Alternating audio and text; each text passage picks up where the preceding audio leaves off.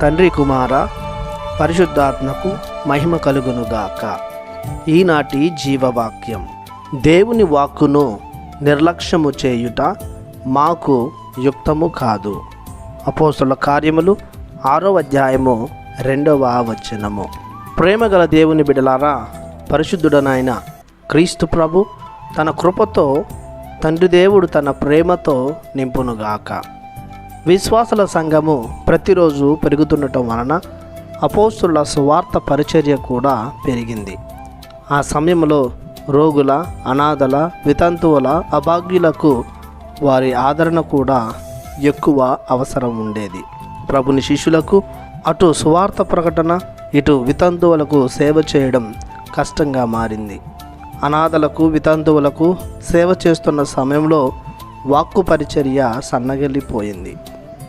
అందుకే అపోస్తలులు దేవుని వాక్కును నిర్లక్ష్యం చేయరాదని, దానిని ప్రతి ఒక్కరికి అవసరమున్న చోటల్లా అందించాలని, దేవుని వాక్కు అనాదరణకు గురి కాకూడదని సేవ చేయు నిమిత్తము కొందరు యువకులను డీకనులుగా నియమించారు.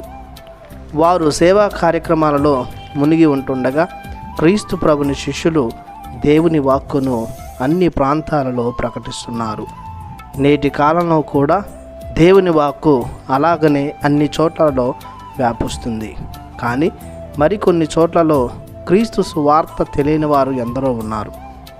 వారందరికీ దేవుని వాక్కు బోధించడం, జ్ఞానస్నానం స్వీకరించిన క్రీస్తు శిష్యులుగా మారిన మనందరి బాధ్యత.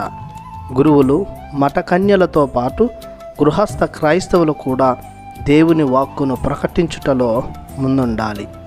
జీవిత విధానం ద్వారా క్రీస్తు సువార్తను జీవించడం ద్వారా ప్రభు సువార్తను ప్రకటించాలి.